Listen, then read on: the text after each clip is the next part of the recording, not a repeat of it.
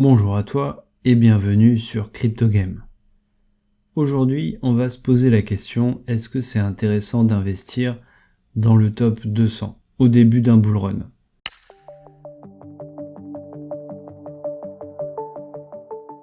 C'est une analyse statistique, donc évidemment c'est à prendre avec des pincettes, ça peut ne pas se reproduire par la suite, donc il faut envisager que ce soit différent, mais c'est bien d'avoir conscience de ce qui s'est déjà passé.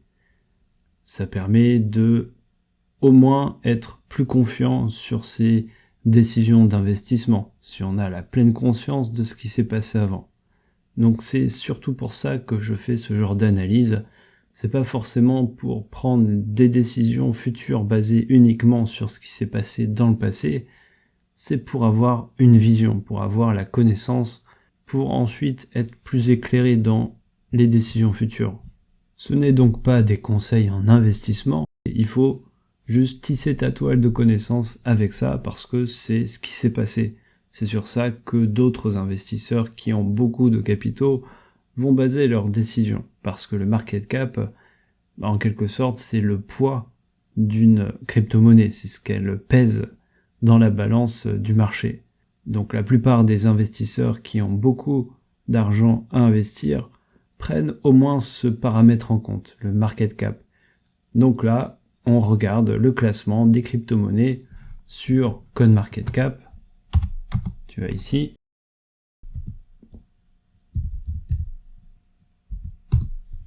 CoinMarketCap.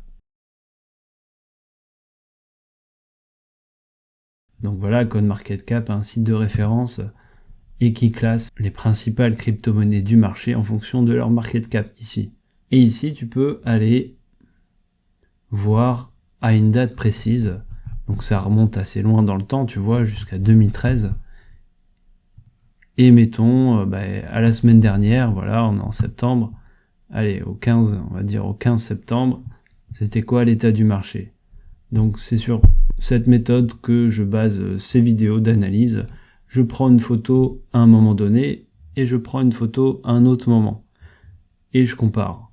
Donc là, je prends une photo au début d'un bull run et à la fin d'un bull run et je compare. C'est quoi les cryptos qui ont le plus performé? Où est-ce qu'elles étaient situées dans le top 200? Plutôt au début, plutôt au milieu, plutôt à la fin. Et donc je répète, ce genre de vidéo, j'en ai déjà fait sur le top 1000 du cycle 2021 et 2017 et sur le top 100 aussi de ces deux précédents cycles. La première chose qu'on va regarder, ce sont les cryptos du top 200 qui sont restés au top 200. Donc au début du bull run, elles étaient au top 200 et à la fin, elles sont restées au top 200. Ça veut dire qu'elles n'ont pas trop dégringolé en market cap, donc en prix. On va regarder par tranche de 100. Donc voilà, le calcul il est fait, il y a tout qui est là. Et donc ça donne ça, c'est-à-dire par tranche de 100. Ici c'était les cryptos qui étaient au top, donc entre le top 100 et le top 110, etc. 120, 130, 140. Et donc il y en a 10 par tranche, donc là par exemple il y en a 9 sur le top 110 qui au début du bull run étaient dans le top 200 et à la fin elles sont toujours au top 200. Donc ce qu'on peut voir, c'est qu'au fur et à mesure qu'on va vers la fin du classement du top 200, il y en a de moins en moins qui restent au top 200. Bon, ça veut pas dire que les cryptos ici, elles sont restées dans le haut du classement, ça veut juste dire qu'elles sont restées dans le top 200. Donc il se peut qu'elles aient dégringolé, mais pas beaucoup, ce qui fait qu'elles sont restées dans le top 200. Et bon, on peut dire que c'est logique que vers la fin, il y en ait moins parce que celles-ci, elles vont baisser un peu comme celles du début ont baissé, sauf que celles-ci qui sont déjà loin dans le top 200, il se peut qu'elles sortent du top 200. C'est pour ça aussi que dans la deuxième moitié, il y en a moins qui sont représentés ici. Bon, toujours est-il qu'on peut voir la tendance comme ceci, où plus on est au début du classement du top 200, plus on a de chances que les cryptos qu'on a choisis restent dans le top 200. Sur le cycle 2017, cette fois-ci, qu'est-ce qu'on peut observer? On peut voir que c'est pas trop la même forme. Soit on peut dire qu'il y a plus de chances de pas trop faire d'erreurs si on mise sur le début du classement, et là tu vois c'est 2, donc c'est beaucoup moins bien que ici. Ça veut dire que entre le cycle 2021 et le cycle 2017, il y a cette différence de stabilité. En 2017, les projets crypto étaient plus légers en quelque sorte, donc ça veut dire que c'est plus volatile, il y a plus de chances que d'autres cryptos viennent les dépasser. Voilà, c'est une observation entre les 2 cycles. Voilà, une vue générale pour avoir la vision de ça, cycle 2017 en bleu et cycle 2021, on voit clairement que le précédent cycle est beaucoup plus stable. Plus on mise vers les gros caps, plus on a de chance d'avoir quelque chose de stable. Maintenant, on va s'intéresser aux crypto-monnaies du top 200 qui sont arrivées au top 100. Donc, au début du bull run, elles étaient au top 200 et à la fin, elles ont monté jusqu'au top 100. Sur le cycle 2021, on voit aussi cette tendance un peu descendante. Si tu mises, tu vois, sur les trois premières, là, tu as un peu plus de chance que si tu mises vers la fin du classement. Bon, c'est prévisible. C'est juste l'ordre d'idée, l'intensité. Voilà, là c'est 3. C'est pas comme ici où on a une bonne tendance qui part de haut, qui arrive en bas. On peut se dire que c'est bien de ce côté. Là, ici, c'est bien de ce côté, effectivement, mais c'est pas beaucoup. Bon, voilà, faut le savoir. Il faut avoir le flair, et aussi, il faut avoir aussi un facteur chance. C'est à prendre en compte. Pour le cycle 2017, c'est encore moins évident. Il y a encore moins il n'y a pas trop de choses à voir, finalement. Un peu plus de chances de faire des bonnes décisions si on mise vers les plus hauts caps. Mais c'est pas flagrant. Maintenant, on va regarder les cryptos qui ne sont pas descendus. Alors, c'est-à-dire qu'au début du bull run, elles étaient au top 200, mettons même dans cette tranche au top 110, et à la fin, elles sont toujours au top 110, voire elles ont grimpé. C'est ça qu'on observe ici.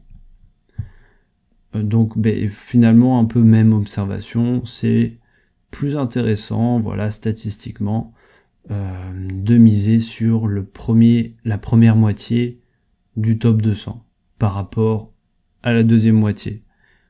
Je passe rapidement sur le cycle 2017. Passons maintenant aux performances, d'abord du cycle 2021.